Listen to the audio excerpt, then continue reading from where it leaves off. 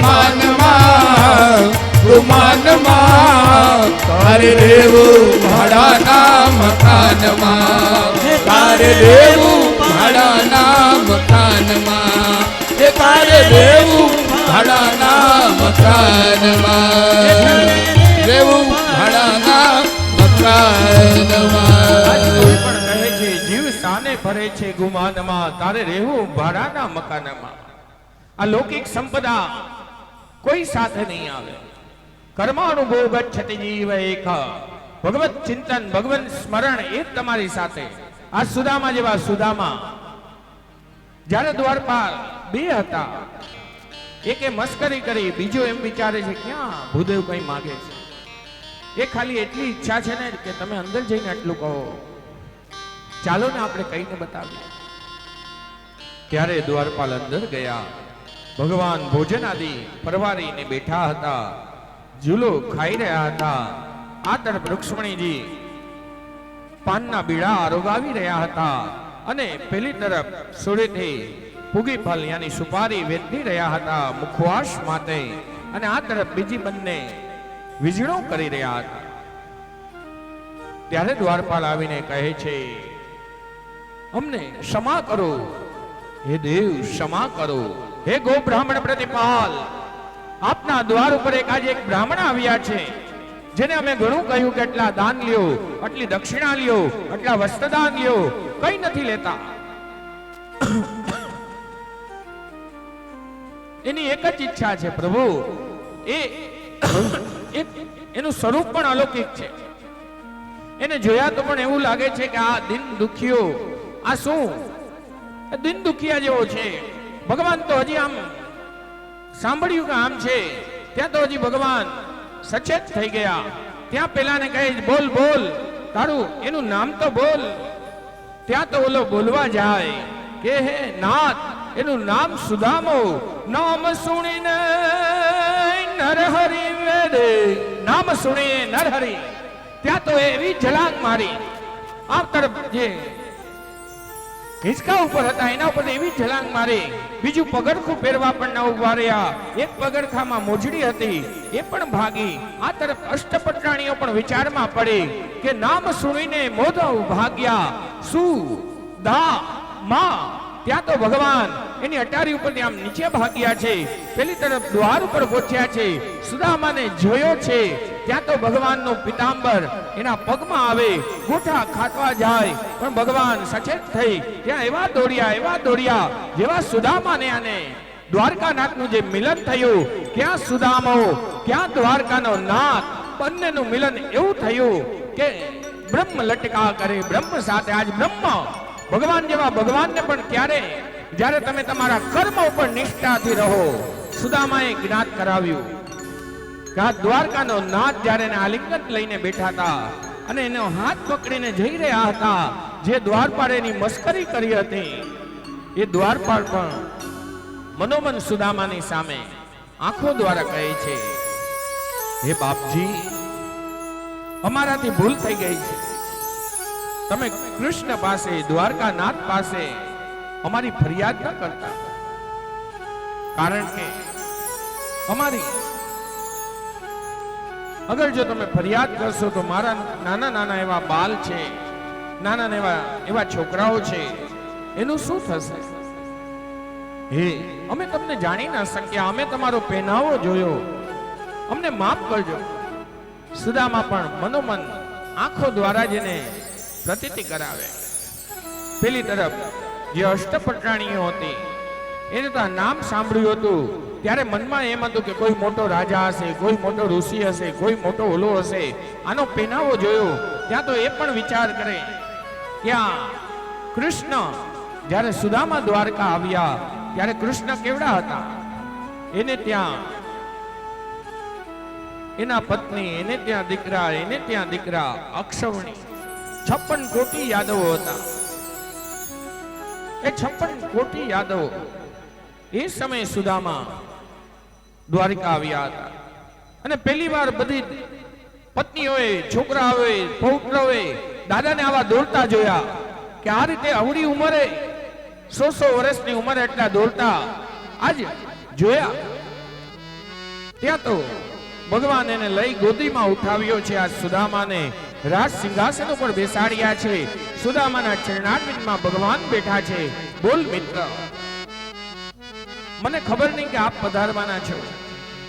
બંને હિંચકા ઉપર બેઠા, હિંચકા ખાતા જાય, પટરાણીઓ વીંચણો કરતી જાય.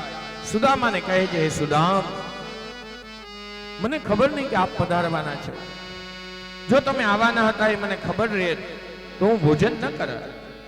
મેં તો રાજભોગ આરોગી લીધો, ભોજન કરી લીધા. હવે એમ કરો, આપ ભોજનમાં પધારો. ત્યારે ભોજનની તૈયારી કરે એની પહેલા એમ કહે, એમ કરો, આપ સ્નાન કરો. સોનાના બાજોટિયા મગાવ્યા. આ તરફ કેસરી જલ, આ તરફ ઔષધિઓ વાળું જલ, આ તરફ સુગંધી જલ, આ તરફ પંચામૃત, બધું લઈ આવ્યા છે. એક પછી એક પેલા સુગંધી જલથી એમને સ્નાન કરવા જાય. અને આનું ઐશ્વર્ય જો આપણે એમ કઈ સુદામા ગરીબ નહીં, આનું ગાયત્રી, એનું કર્મ ફલ કે દ્વારકાનો નાથ આજે એની પૂજા કરી રહ્યા. આપણે જેમ ભગવાનની પૂજા ડેલી કરીએ છીએ, આજ સુદામાની પૂજા દ્વારકાનો નાથ કરે. અને એને સૌથી પહેલા જલથી અભિષેક કર્યો. રૂક્ષ્મણી બીજી પટરાણીઓ જલનો 1000 છિદ્ર વાળો કલશ લીધો છે હાથમાં, ઉપરથી જલાભિષેક કરે. આજ ભગવાન એને મર્દન કરે એમના શરીરનું. પછી તેલ લગાડ્યું, તેલ દ્વારા મર્દન કરે. આ તરફ પંચામૃતમાં પેલા દૂધ, દહીં, ઘી આદિથી એને પંચામૃત સ્નાન કરાવ્યું. અને સુદામાના વસ્ત્ર અલંકાર દીધા. જ્યારે ચરણારવિંદ તરફ ભગવાનની નજર ગઈ ત્યારે જોયું કે એના પગમાંથી આ કંકણ કાંકરા વાગેલા છે, એમાંથી લહુ નીકળી રહ્યું છે, એમાં કાંટા વાગેલા છે. રૂક્ષ્મણીને કહે છે, જલ્દી જાઓ, સોઈ લે આવો, એનો કાંટો કાઢવો છે. રૂક્ષ્મણી હજી કઈ વિચારે ત્યાં તો ભગવાન પણ રવિ ઉઠ્યા. વાગેલું પેલાને હતું, આ ભગવાનના આંખમાંથી આંસુ નીકળે છે. દેખી સુદામા કી દીન દશા, કરુણા કર કરુણા નિધિ રોએ, પાણી પર આતકો હાથ સુયો નહીં, નેનન કે પદ સો પદ ધોએ. દેખી સુદામા કી દીન દશા, કરુણા કર. આજ કરુણા નિધિ દ્વારકાના નાથના આંખમાં આંસુ આવ્યા.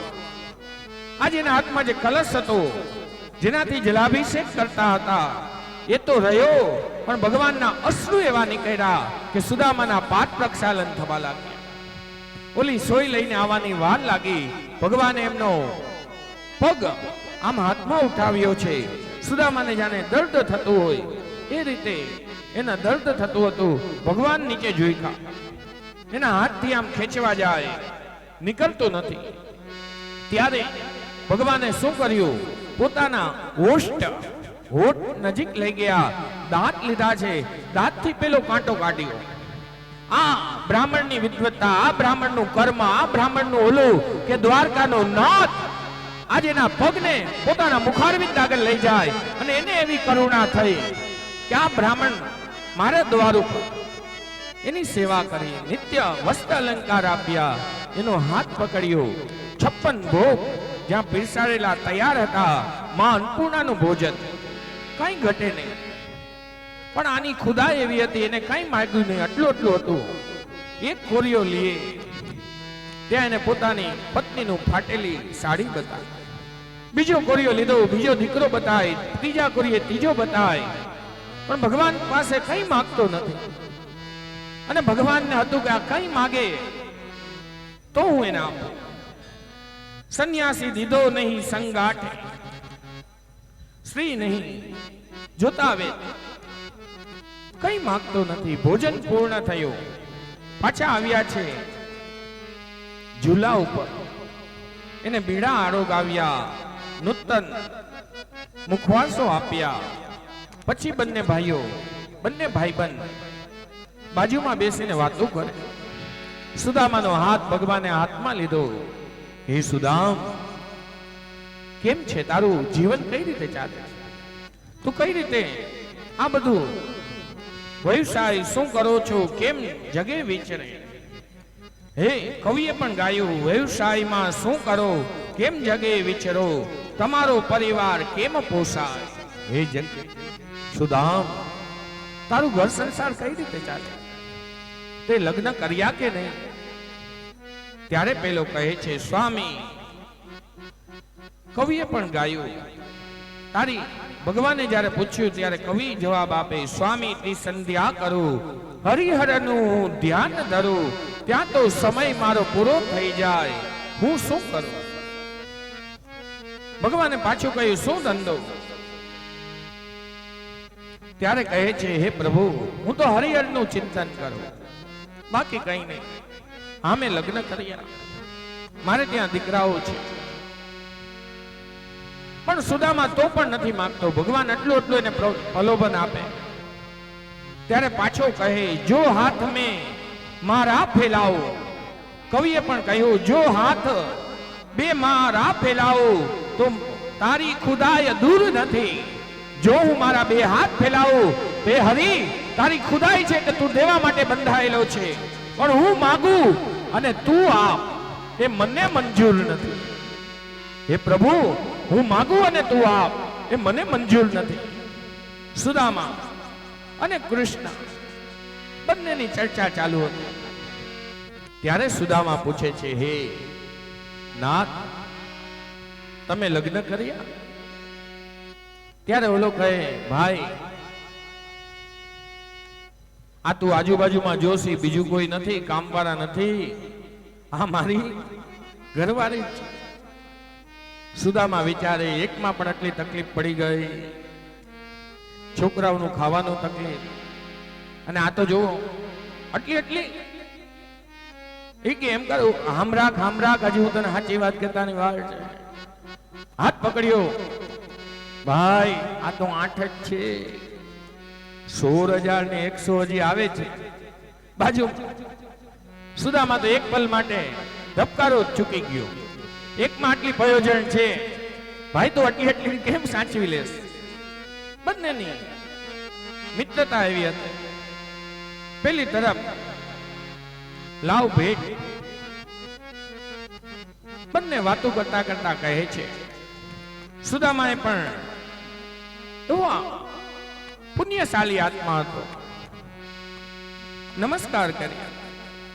સુદામાએ કહે છે, સુદામાને કૃષ્ણ કહે છે, હે સુદામ, તને, કારણ કે સુદામાએ કહ્યું, મને તારી ભાભીએ જ મોકલ્યો, એનું નામ સુશીલા છે. એટલે કૃષ્ણએ કહ્યું, સુદામ, તો મારી ભાભીએ તને ખાલી હાથ નહીં મોકલ્યો, કાંઈક તો મોકલ્યો હશે ભાભી. અને સુદામાએ આ બધું ઐશ્વર્ય જોયું, આ સમૃદ્ધિ જોઈ. એના હાથમાં જે પોટલી હતી એ છુપાવતો રહ્યો, પણ સુટલકડી શરીર, આ બાજુ છુપાવે, પાછળ નીકળે, આમ ફરતો જાય, હાથ છોડે નહીં. કૃષ્ણ કહે છે, હજી છુપાવસ? મારી ભાભી માએ તને કંઈક મોકલ્યું છે ને હજી તું દેતો નથી. સુદામાને એમ થયું, હું તો દઉં, પણ આ બધી જો કંઈક એના વિશે બોલે તો મારી પત્નીનું ગૌરવ હણાય. પત્ની માટે થઈ. એ સમયે ભગવાન એની પોટલી ખેંચે છે. 7 ગાંઠ મારેલી હતી, એક પછી એક ગાંઠ ખોલે છે. ભગવાને જ્યારે સુદામાને સ્નાન કરાવ્યું અને ચંદન કર્યું અને અક્ષત લગાડ્યા, અક્ષતાની બાંધું ઐશ્વર્ય મસ્ત અક્ષત, જેની આ સહી હતો લક્ષ્મીનો, એને અક્ષય કરી નાખ્યો. એને ત્યાં સમૃદ્ધિના ભંડાર થઈ ગયા. હજી તો માગે શું? એની પેલા દ્વારકાનો નાથ. આ તરફ જ્યારે દ્વારિકા ડગલા ભરવાના ચાલુ કર્યા, ત્યાં દ્વારકાનો નાથ એને ત્યાં જઈ મોટો રાજમહેલ બનાવી દીધો હતો. 7 પેઢી જમે એટલું દ્રવ્ય અહીંયા આપેલું હતું. 5 સુદામાની સામે પોટલી લીધી, એક ગાંઠ ખોલે અને અંદર હજી ગાંઠ ખોલે, અને પેલી તરફ જે અષ્ટપટરાણીઓ આદિ ઉપર ઊભી હતી એ બધી ખડખડાટ હસવા લાગી. શું આ ગરીબડો બ્રાહ્મણ, અને આ શું લાવ્યો? એ જ સમયે ભગવાન કૃષ્ણએ કહી દીધું, હે રૂક્ષ્મણી, હે મિત્રવિંદા, તમારે હસવું હોય તો અહીંથી જાઓ, મારે તમારી જરૂર નથી, આ મહેલમાં તમારું સ્થાન નથી, જાઓ. ત્યાં તો આયે સ્તબ્ધ થઈ ગઈ. કોઈ દી ભગવાનના મુખમાંથી આટલો ઉગ્ર, આટલો ઊંચો સ્વર નથી નીકળ્યો અમારા માટે. બધી શાંત થઈ.